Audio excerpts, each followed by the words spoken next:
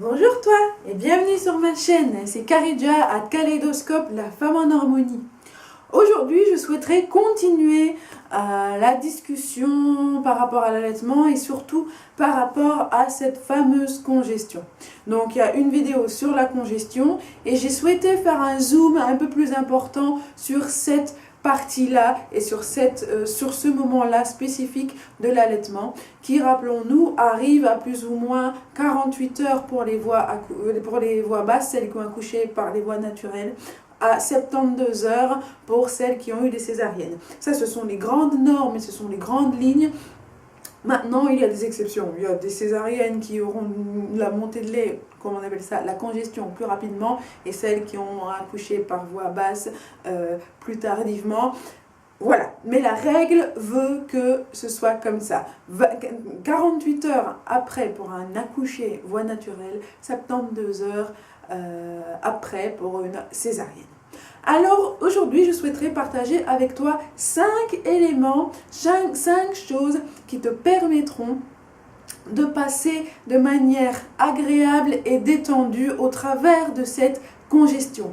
Période qui peut être vraiment difficile, qui peut être vraiment épuisante. Mais ne te tracasse pas, c'est une période, un mal entre guillemets pour un bien. Cette période va vraiment déterminer la quantité de lait que tu auras et va vraiment déterminer la mise en place de cette lactation et de cette capacité que tu as qui est juste extraordinaire, voire miraculeuse. Alors, le premier élément dont je voudrais te parler, c'est tout simplement pendant ce temps-là, pendant ta congestion, c'est mettre bébé au sein aussi souvent que tu le souhaites ou que nécessaire. Donc ça peut être même toutes les heures.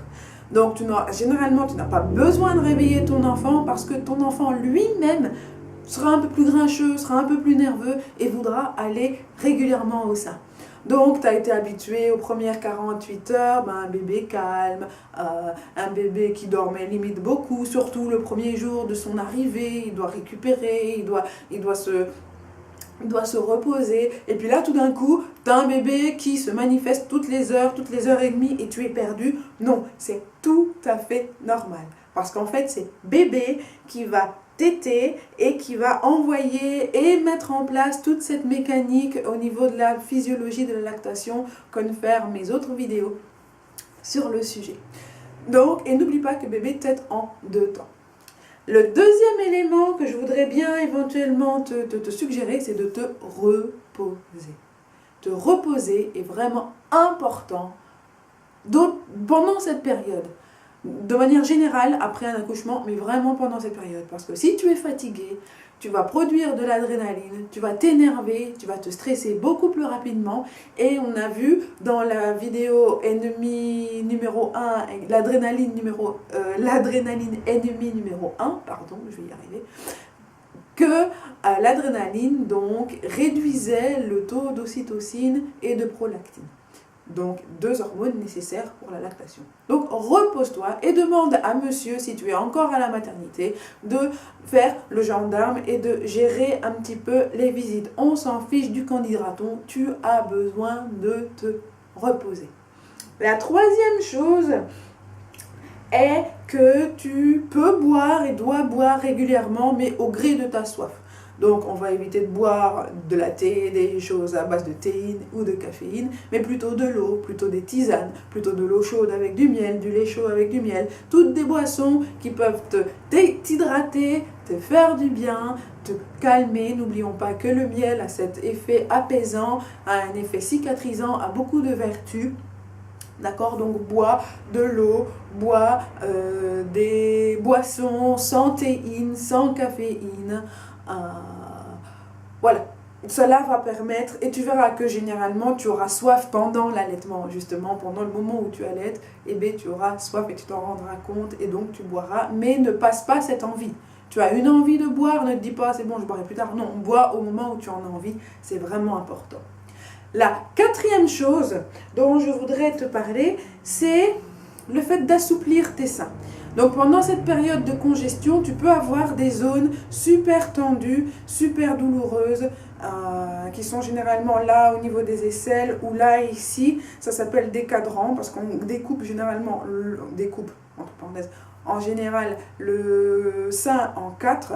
Et alors, sur ces zones dures, tu vas pouvoir masser en cercle, tout doucement, soit à sec, soit avec de l'huile. Ça, c'est une des premières solutions. La deuxième solution, c'est de faire la même chose, mais sous l'eau chaude, sous la douche. Masser sous la douche favorise, sous une douche chaude, favorise justement l'assouplissement des canaux, l'assouplissement des muscles, l'assouplissement des tissus et va favoriser en fait une évacuation relaxe, naturelle et sans stress du lait. La troisième manière de faire pour un peu désengorger un petit peu, pour décongestionner cette période, pour décongestionner les seins, c'est au moment où bébé va boire. Donc tu l'auras observé pendant la journée et tu vois ces petits signes qui montrent qu'il a faim. Mais à ce moment-là, tu vas aller chercher un gant de toilette chaud d'abord, que tu vas placer sur ton sein, le sein avec lequel tu vas allaiter.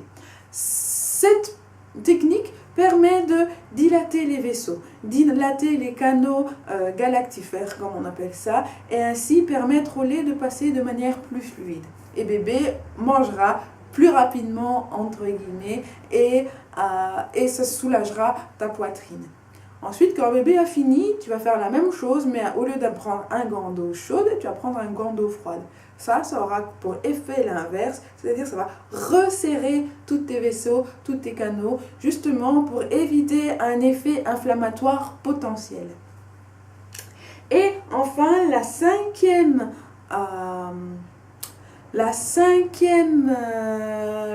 outil dont je peux te suggérer, dont je voudrais parler, c'est éventuellement un changement de position. Donc changer de position permet une stimulation diverse et variée de mamelon et de l'aréole, zone importante dans la stimulation de la lactation. D'accord? Donc on te montrera certainement les positions les plus courantes, c'est la position Madone, normale. Il y a la position rugby où alors tu as la tête de bébé ici au niveau de ta main et puis les pieds de l'autre côté. Ça, c'est une position que moi j'utilise énormément et qui fonctionne vraiment chouette, bien et qui est agréable également pour les parents. Ou si jamais pendant la nuit, en tout cas, tu es fatigué, tu n'as pas envie de t'asseoir, tu peux aussi allaiter couché. Le fait vraiment de changer de position pendant l'allaitement, durant voire une même tétée ou au fur et à mesure des tétées, va vraiment permettre au sein de se décongestionner parce qu'il sera stimulé correctement et parce que bébé prendra le sein de manière différente, mais tout à fait correctement et correct, et ainsi stimulera toutes les zones nécessaires. Voilà, alors en résumé, 5 points pour t'aider à passer le cap de la congestion. Mettre bébé au sein, premier point. Deuxième point, te reposer. Troisième point, boire. Quatrième point, assouplir tes seins. Et cinquième point, changer de position. Voilà, j'espère que cela va pouvoir t'aider, j'espère que cela va pouvoir t'encourager. Tu n'es pas seul. Si jamais tu as besoin d'aide, si jamais tu as besoin d'un accompagnement, n'hésite surtout pas à me contacter. Je mettrai les descriptions là en dessous. Et à tout bientôt. Je te souhaite vraiment beaucoup de plaisir. Ciao!